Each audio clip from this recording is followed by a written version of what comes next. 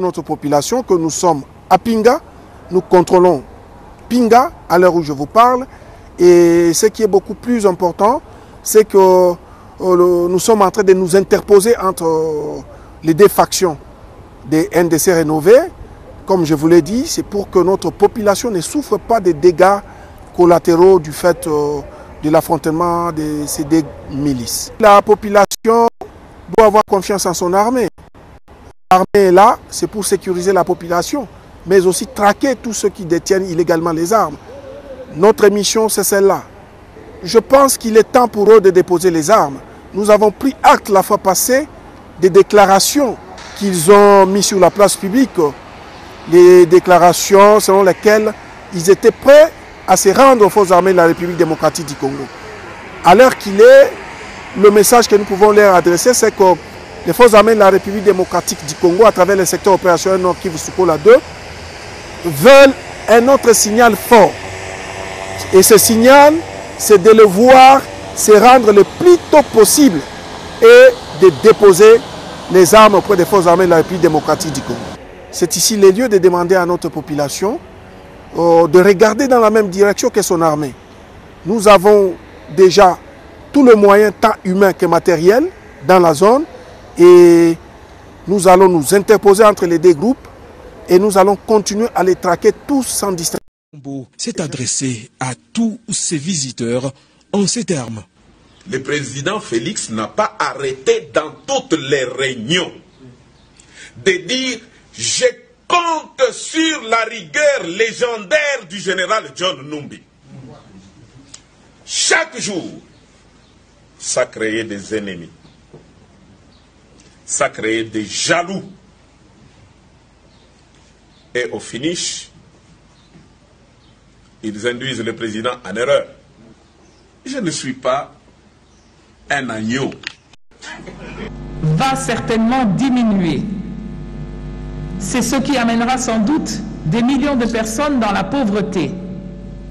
Concernant la RDC, selon la Banque centrale, réunie le 17 juin dernier, le taux de croissance à la fin du mois de mai est de moins 2,4 contre moins 1,9 peu après le début de la pandémie. Dans l'histoire économique du Congo, nous n'avons plus connu de taux de croissance négatif. Les dernières dates de taux de croissance négatif, nous parlons des années 97 à 2000. Et donc notre économie est revenue à un niveau de croissance négative que nous n'avions plus expérimenté sur les 20 dernières années. Et le comité prévoit que l'inflation pourrait monter jusqu'à 15% en fin d'année. Les finances publiques au mois de mai ont connu un déficit de plus de 22 milliards de francs congolais. Pour vous mettre les chiffres en perspective, les 3 premiers mois de l'année 2020, nous avons connu au niveau du trésor public congolais les 3 premiers mois de déficit de 2020 étaient pratiquement l'équivalent de toute l'année de déficit de 2019. Sur les marchés d'échange, il y a eu une dépréciation du franc congolais. Nous entendons les Congolais nous dire dollar et mati. 8% sur le marché officiel et 10% sur le marché parallèle. De nouveau, après plusieurs décennies de stabilité, le taux, la parité franc-dollar a dépassé la barre de 2000 francs congolais pour $1. Les réserves internationales en devises ne représentent que 3 semaines pour couvrir les importations, soit 923 millions de dollars américains. Cette situation économique, évidemment, a des conséquences négatives sur le prix de notre nourriture, de nos biens, de nos services, et ces prix augmentent chaque jour, comme ils disent, au taux du jour. Et donc, ils dérangent le pouvoir d'achat des Congolais. La ménagère a difficile à remplir son panier. À Kinshasa notamment, je vous avais alerté sur le pain, qui est passé de 200 francs à 300 francs le 29 juin. Le sac de semoule de maïs, qui était à 38 000 francs, est passé à 40 000 francs. Le sac de riz est passé de 36 500 francs à 38 000 francs. Un sachet de sucre de 5 kilos est passé de 11 500 francs à 12 500 francs.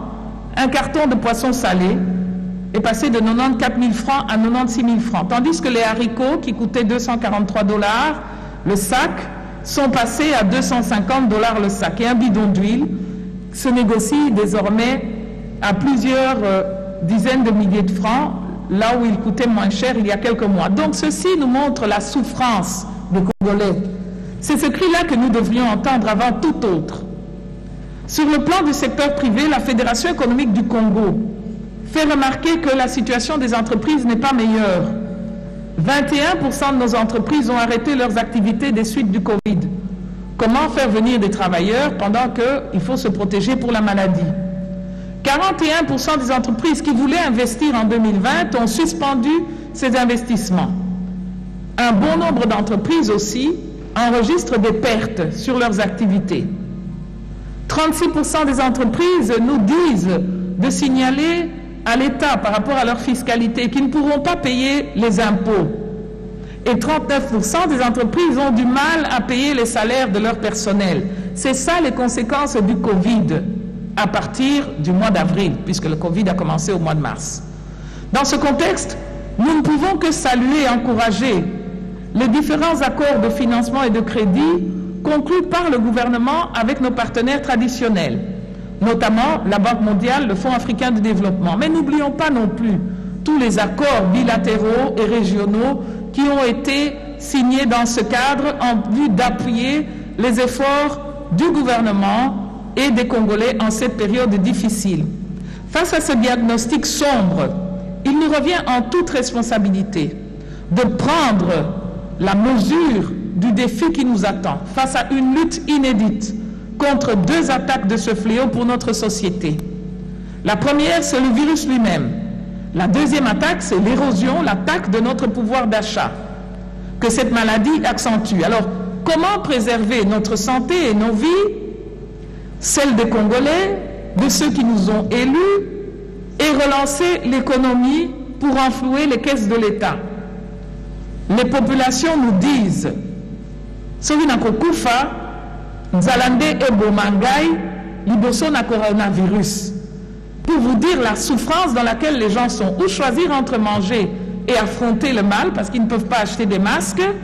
Nous avons vu dans certaines provinces, on prend des masques de feuilles, on met sur le visage parce qu'on ne sait pas se permettre des masques en papier, et ils nous disent ou bien on fait face à cette maladie et on meurt de faim, ou bien on prend le risque d'affronter la maladie pour aller chercher à manger pour nos enfants. Alors, à cet effet, lors du débat sur la dernière demande de prorogation de l'état d'urgence par le gouvernement le 6 juillet, il avait été demandé au gouvernement par l'Assemblée plénière de revenir une dizaine de jours après, soit autour du 16-17 juillet, avec un plan de sortie de crise globale pour intégrer cette plainte des Congolais qui sont frappés de plein fouet par les conséquences du virus.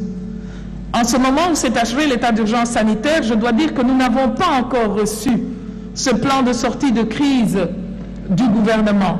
Mais je suis sûr que nous en reparlerons à notre session de septembre à l'occasion du budget. Et nous espérons que les mesures qui seront annoncées dans ce cadre, tout en veillant au respect des mesures barrières, prendront en compte des actions urgentes en vue d'atténuer la crise économique et la souffrance des Congolais. Honorables députés et chers collègues, faut-il le souligner, 65% de la population de la RDC a moins de 35 ans. Et l'OIT, l'Organisation internationale du travail, nous signale qu'en Afrique, ce sont les jeunes qui sont les principales victimes des conséquences de ce virus. Dans ce rapport de l'OIT, il est démontré que les jeunes sont touchés d'une façon plus disproportionnée. Ainsi, il y a des perturbations dans leur enseignement, il y a des perturbations dans leur formation, il y a des pertes d'emploi temporaires parce qu'ils payent leurs études en se débrouillant la journée avec des métiers temporaires, sans compter aussi la difficulté de se nourrir et de non plus vivre mais survivre. Il est ainsi demandé au gouvernement de mettre en place des mesures politiques concrètes, originales, à grande échelle, afin d'aider les jeunes Congolais pour ne pas subir les dommages profonds et durables de cette crise. Pour sa part, l'Assemblée nationale, élue notamment par ces jeunes, dans le cadre de diverses interventions sociales et économiques de l'Assemblée nationale pour la promotion des actions des élus en faveur de leurs électeurs, l'Assemblée nationale, disais-je, a financé différentes actions de lutte contre le Covid, mais aussi quelques projets de jeunes à hauteur de 30 000 $, notamment avec un partenaire, Ingenious City, un incubateur qui encadre et accompagne les jeunes entrepreneurs congolais spécialisés dans la production de légumes, dans le recyclage des déchets plastiques, dans des applications informatiques pour identifier où se trouvent les cliniques les plus proches en cas d'urgence. Et nous souhaitons que chaque province, chaque exécutif provincial, que le gouvernement national puisse réfléchir de façon concrète à permettre l'éclosion de ces incubateurs. En effet, l'investissement dans cette jeunesse pour son épanouissement et aussi pour notre recherche et développement, pour innover et avancer, permettra à la RDC de répondre mieux au rendez-vous de compétition que les nations se livrent autour de cette problématique de la Covid-19. Toujours dans le soutien aux jeunes, mais aussi aux femmes, nous avons adopté une décision de formalisation du réseau des jeunes parlementaires et du réseau des femmes. Je remercie ici le gouvernement parce que dans le cadre de l'appui à ces deux réseaux et notamment les jeunes, il a été prévu un budget d'accompagnement modeste mais qui montre une volonté politique réelle du gouvernement et de l'Assemblée nationale d'accompagner cette dynamique de la jeunesse.